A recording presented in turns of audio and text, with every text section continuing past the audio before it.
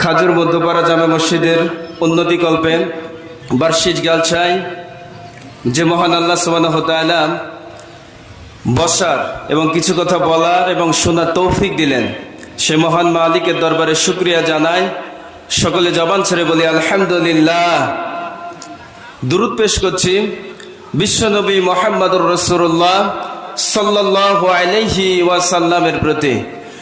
প্রিয় ভাইরা, মুরব্বী বাবাজিরা, যেহেতু বক্তার সংখ্যা একটু বেশি, আমাদের সময় একটু কম, এই জন্য খুতবা ছাড়াই শুরু করছি। আমি আয়াতে সরাসরি তেলাওয়াত করেছি, আমি সেখানে আলোচনায় যাব, ভূমিকায় কোনো কথা বলবো না। আমি কুরআনুল কারীমের 60 নম্বর সূরা মুমতাহার 12 নম্বর আয়াত তেলাওয়াত করেছি। এই আয়াতকে সামনে রেখে কিছু কথা ইনশাল্লাহ। আমরা অনেক সময় অনেক কথাই শুনি, অনেক আলোচনাই করি, আমার মা বোনেরাও আলোচনা শুনতে আসেন। তো বিশেষ করে আজকের আমার আলোচনার যে আয়াতটা, এটা স্পেশালি আমার মা বোনদের জন্য।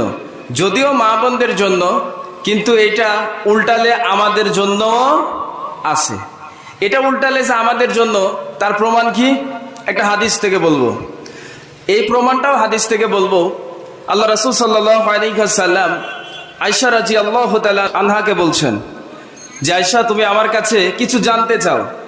আয়েশা রাদিয়াল্লাহু তাআলা আনহা বলছেন, ইয়া রাসূলুল্লাহ, আপনি যদি আমাকে একটু সময় দিতেন, আমার পিতা আবু বকরের কাছে গিয়ে আমি প্রশ্নটা একটু জেনে আসতাম। বলছে, ঠিক আছে, তুমি যাও। আয়েশা রাদিয়াল্লাহু তাআলা আনহা গেলেন।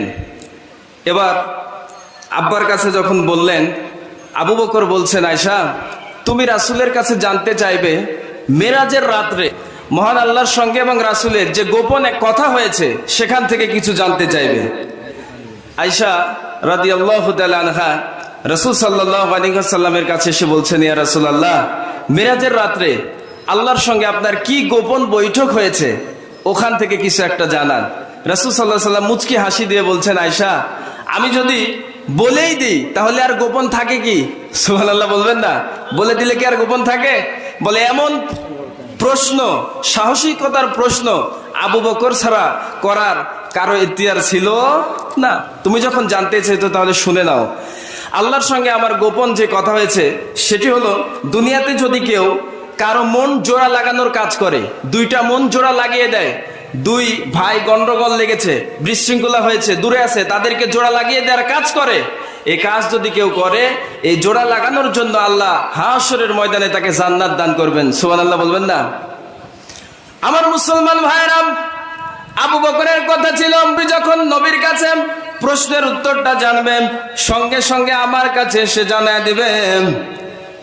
কথা অনুযায়ী আয়েশা রাদিয়াল্লাহু তাআলা আনহা আবু বকরের কাছে গিয়ে যখন বলছেন, আব্বাজান, নবী জানিয়েছেন, যদি কোনো ব্যক্তি দুনিয়াতে কারো মন জোড়া লাগানোর জন্য কাজ করে, আমার আল্লাহ তাকে জান্নাত দেয়। সুবহানাল্লাহ।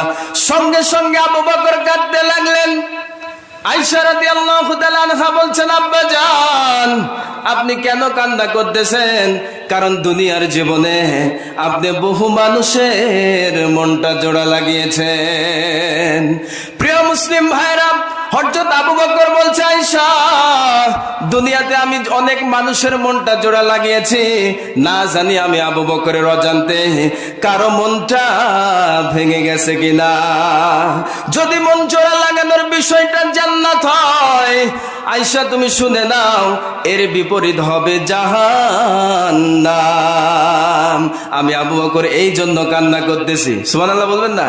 তাহলে দুনিয়াতে যদি জোড়া লাগানোর বিষয়টা হয় জান্নাত, তাহলে ভেঙে দেওয়ার বিষয়টা হবে জাহান্নাম। আমি যে আয়াতটা তেলাওয়াত করেছি, যদিও পড়েছি মা বোনদের জন্য, এটা উল্টালে আমাদের জন্য আমল হবে।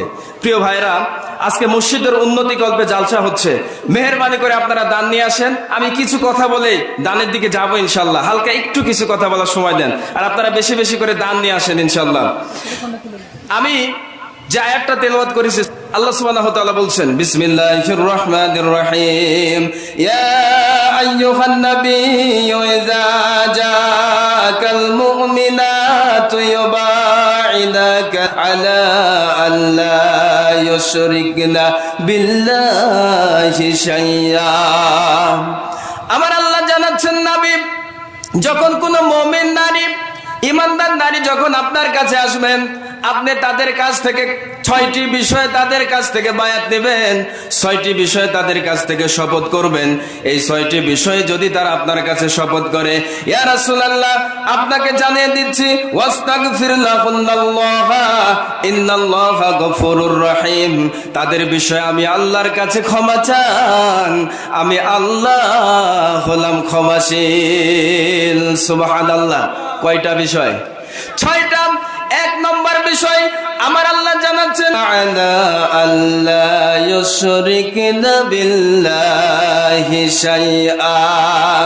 কোন মুমিন নারী যদি ইয়া রাসূলুল্লাহ আপনার কাছে আসে, তার কাছ থেকে 1 নম্বরে বায়াত নেবেন, তার কাছ থেকে 1 নম্বরে বায়াত নেবেন, আল্লাহর সঙ্গে শিরিক করা যাবে না। কার সঙ্গে? আল্লাহর সঙ্গে শিরিক করা যাবে না। এটা যদিও মা বোনদের জন্য, আমাদের জন্য কি শিরিক করা যাবে নাকি? যাবে না। শিরিকের অনেকগুলো প্রকার আছে, তার মধ্যে আমি প্রধানত 2টা বললেই হবে। একটা হচ্ছে বড় শিরিক, আর একটি হচ্ছে ছোট শিরিক। এই বড় শিরিকের 3টা ভাগ আছে, তার মধ্যে একটি ভাগ হচ্ছে বিশ্বাসগত শিরিক। আমার মা বোনেরা এই শিরিকটা বেশি করতে চায়, এবং তার সঙ্গে অ্যাড হয়ে আমার বাবাজি, যুবক ভাইয়েরা যারা আছে তারাও করতে পারে। কি শিরিক? বিশ্বাসগত শিরক। আল্লাহ সুবহানাহু ওয়া তাআলা সন্তান দেন, ঠিক আছে না? কন্যা সন্তান, ছেলে সন্তান আল্লাহ দেন। বিশ্বাসগত শিরক আছে, আমার যদি সন্তান না হয়, আমার এরকম আছে অমুক জায়গায় অমুক বাবার দরবারে গেলে সন্তান পাওয়া, এই শিরক আছে না নাই? আল্লাহ রাব্বুল আলামিন বলছেন, লিল্লাহি মুলকুস সামাওয়াতি ওয়াল আরদি ইয়াখলুকু মা ইয়াশাউ ইয়াহাবু লিমান ইয়াশাউ ইনাসা ওয়া ইয়াহাবু লিমান ইয়াশাউ যুকুর। আল্লাহু আকবার। আমাদের যে বিশ্বাসগত শিরক আছে, আল্লাহ দেয় সন্তান, কিন্তু আমরা বলি অমুক জায়গায় গেলেও সন্তান পাওয়া যায়, কিন্তু আমার আল্লাহ জানায় দিচ্ছেন, লিল্লাহি মুলকুস সামাওয়াতি ওয়াল আরদ, আসমান এবং জমিনে যা কিছু আছে সব কিছুর মালিক কে? আওয়াজ দেখুন। সব কিছুর মালিক আমার আল্লাহ।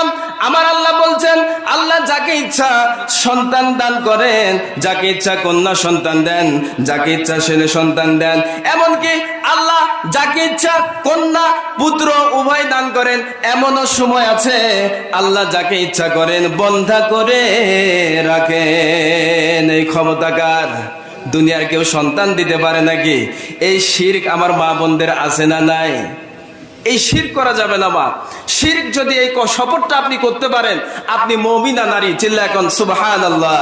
ছোট শিরক আছে, ছোট শিরকের মধ্যে হাদিসের মধ্যে এসেছে, মুসনাদে আহমদের মধ্যে রাসূল সাল্লাল্লাহু আলাইহি ওয়াসাল্লাম সাহাবীদের বলেছেন, ছোট্ট ছোট্ট করে বলছি, সময় কম তো।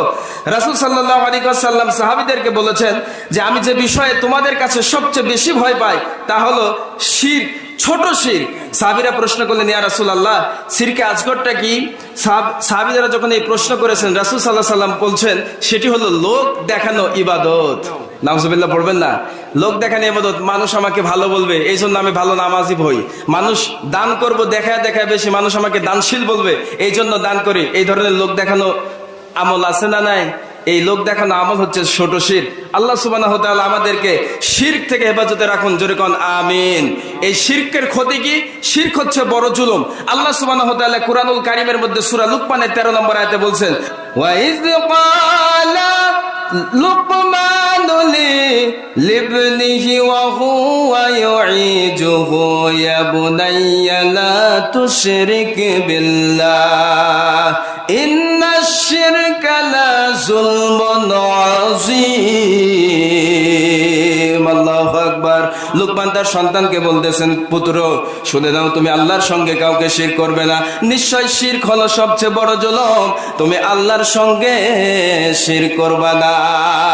আমার প্রিয় ভাইরা, এই শিরক বিষয়ে আমার আল্লাহ রাব্বুল আলামিন কুরআনুল কারীমের মধ্যে নবীকে ডাইরেক্ট ইশারা করে বলছেন, ইয়া রাসূলুল্লাহ আপনিও শিরক করতে পারবেন না। প্রমাণ সূরা জুমার 65 নম্বর আয়াত। আল্লাহ বললেন, ওয়ালাকাদ উহিয়া ইলাইকা ওয়া ইলাল্লাযিনা মিন ক্বাবলিকা লাইন আশরাকতা লায়াহবাতান্না আমালুকা ওয়া লাতাকুনান্না মিনাল খাসিরিন। আল্লাহু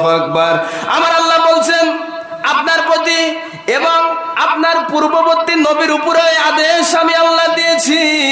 কি আদেশ নবী শুনে নেন, আল্লাহর সঙ্গে শিরক করা যাবে না।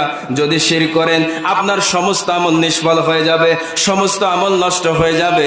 এবং শুনে নেন নবী, আপনি ক্ষতিগ্রস্তদের অন্তর্ভুক্ত হয়ে যাবেন। এই ঘোষণা সতর্কতা দিয়েছেন কে?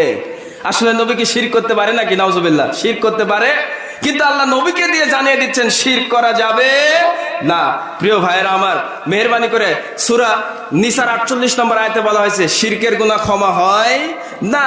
সংক্ষিপ্ত করে বলছি, এজন্য মেহেরবানি করে আমরা আল্লাহ যেটা পারেন এটা অন্য কেউ পারে এই বিশ্বাসের নাম হলো শিরক।